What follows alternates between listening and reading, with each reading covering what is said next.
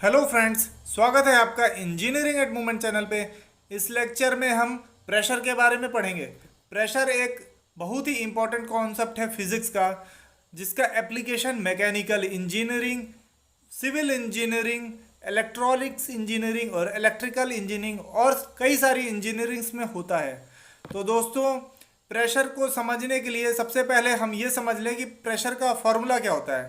Pressure होता है force upon area, यानी किसी ए एरिया पे अगर एफ फोर्स लग रहा है तो फोर्स को अगर हम उस एरिया से डिवाइड करेंगे तो उस एरिया पे लगने वाला प्रेशर आता है। इसका मतलब क्या है दोस्तों? इसका मतलब ये है कि अगर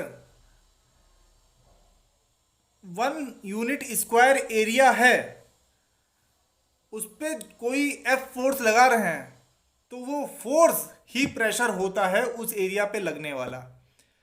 यानी ए एरिया को कई सारे पार्ट्स में हमने तोड़ दिया जिनका एरिया यूनिट स्क्वायर है, और उन सबको ऐड करने पे ए एरिया आता है।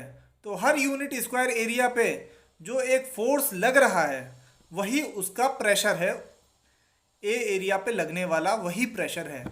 तो दोस्तों, यहाँ से हम ये समझ सकते हैं इस फॉर्मूले से P is equal to F by A से कि प्रेशर फोर्स के डायरेक्टली प्रोपोर्शनल होता है और प्रेशर एरिया के इन्वर्सली प्रोपोर्शनल होता है। यानी अगर हम प्रेशर को हमें बढ़ाना है तो हमें एरिया को कम करना होगा, और अगर हम एरिया को बढ़ाएंगे तो प्रेशर कम हो जाएगा अगर फोर्स कांस्टेंट है। और अगर प्रेशर को हमें बढ़ाना है तो फोर्स को बढ़ाना होगा, और प्रेशर को कम करना है तो फोर्स को कम करना होगा अगर एरिया कांस्टेंट है। अब एक कैलकुलेशन हम देखते हैं जो कि स्क्रीन पे डिस्प्ले हो रहा होगा दोस्तों। 1 सेंटीमीटर स्क्वायर का एरिया है, उस पर 10 न्यूटन फोर्स लग रहा है, तो उसमें डेवलप होने वाला प्रेशर जो है वो भी 10 न्यूटन पर सेंटीमीटर स्क्वायर है। और अगर 5 सेंटीमीटर स्क्वायर का एरिया है, उस पर 10 न्यूटन का फोर्स लग रहा है, तो उसमें डेवलप होने वाला प्रेशर जो है वो 2 न्यूटन पर सेंटीमीटर स्क्वायर है।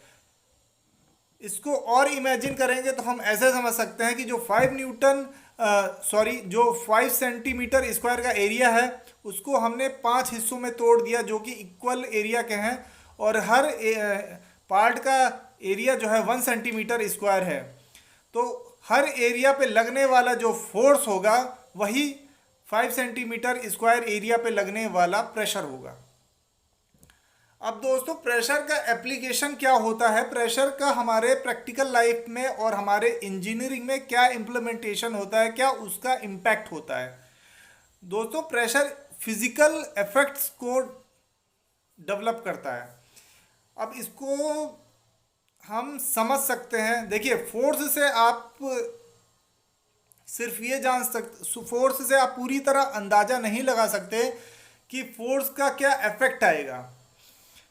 जैसे अगर 10 न्यूटन फोर्स लग रहा है किसी बॉडी पे या 50 न्यूटन फोर्स लग रहा है किसी दूसरी बॉडी पे, तो क्या 50 न्यूटन का फोर्स इफेक्टिव रहेगा 10 न्यूटन से, ये हम डायरेक्टली नहीं बता सकते जब तक हम उन बॉडीज़ का हमें एरिया ना पता हो जहाँ पे वो फोर्स लग रहा है।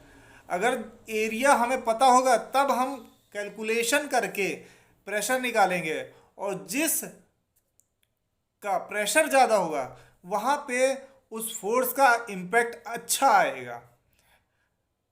एक एग्जांपल लेते हैं दोस्तों। एक नेल है, उसको हम हैमर से ठोक ठोक कर वॉल में इंसर्ट कर रहे हैं। तो कभी आपने सोचा है कि नेल का जो पॉइंटेड एंड है उसको हम वॉल के कांटेक्ट में रखते हुए फ्लैट एंड पे हैमर क्यों मारते हैं? क्यों हम ऐसा नहीं करते कि फ्लैट एंड को वॉल के कांटेक्ट में रखें और पॉइंटेड एंड पे हैमर मारें? ऐसा इसलिए है दोस्तों कि अगर पॉइंटेड एंड वॉल के कांटेक्ट में रहेगा तो पॉइंटेड एंड का एरिया काफ़ी कम है, और जो लोड लगेगा पॉइंटेड एंड पे, जो कि फ्लैट एंड से ट्रांसफ़र होकर पॉइंटेड एंड तक पहुंच रहा है, तो जो पॉइंटेड एंड और वॉल के जो पॉइंटेड एंड पे लोड लगेगा वो पूरा पॉइंटेड एंड पे कंसंट्रेट हो जाएगा, और उस पर जो प्रेशर होगा वो काफ़ी ज़्यादा डेवलप होगा और फिर नेल जो है वॉल में इंसर्ट हो जाएगी। पर अगर हम फ्लैट एंड को वॉल के कांटेक्ट में लाएंगे और पॉइंटेड एंड पे हैमर मारेंगे तो जो फोर्स है वो फ्लैट एंड पे डिस्ट्रीब्यूट हो जाएगा, क्योंकि उस पर प्रेशर कम आएगा। तो इसका मतलब प्रेशर कम आने का मतलब है कि फोर्स उस एरिया पे डिस्ट्रीब्यूट हो गया। और इससे क्या होगा दोस्तों, इससे ये होगा कि जो नेल है वो वॉल में इंसर्ट नहीं होगी। डिस्ट्रीब्यूट होने से क्या मतलब है दोस्तों, यूनिट एरिया पे लगने वाला फोर्स होगा वो कम हो जाएगा अगर फ्लैट एंड जब वॉल के कांटेक्ट में होगा, और पॉइंटेड एंड जब वॉल के कांटेक्ट में होगा तो यूनिट एरिया पे लगने वाला फोर्स ज़्यादा रहेगा। यही कंसेप्ट समझने की ज़रूरत होती है दोस्तों। तो सिर्फ फोर्स को देख के हम उसके इफेक्ट को नहीं कैलकुलेट कर सकते।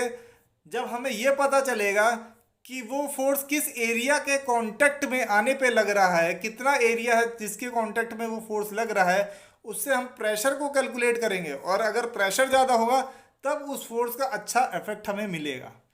तो ये एक फिजिकल सिग्निफिकेंस होता है प्रेशर का।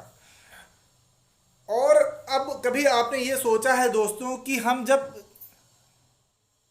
नाइफ से वेजिटेबल्स को काटते हैं तो वेजिटेबल्स को काटते दौरान हम नाइफ्स के शार्प एज से ही वेजिटेबल्स को काटते हैं, क्यों उसके फ्लैट एज से वेजिटेबल्स को नहीं काटते हैं। स्क्रीन पे एक वीडियो शो हो रही होगी दोस्तों।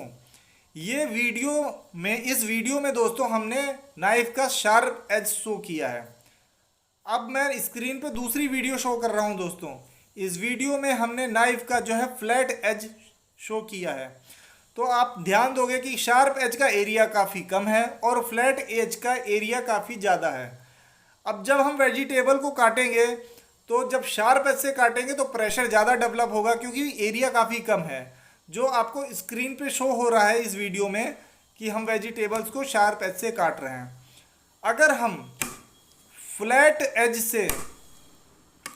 एज को वेजिटेबल के कांटेक्ट में ला के वेजिटेबल को काटें तो क्योंकि एरिया ज़्यादा है फ्लैट एज का, तो दोस्तों प्रेशर कम डेवलप होगा उस पर। और अगर प्रेशर कम डेवलप होगा दोस्तों उस एरिया पे तो फोर्स का इफेक्ट काफ़ी कम होगा, यानी वेजिटेबल नहीं कटेगी, क्योंकि जो है फोर्स जो है उस एरिया पे डिस्ट्रीब्यूट हो जाएगा।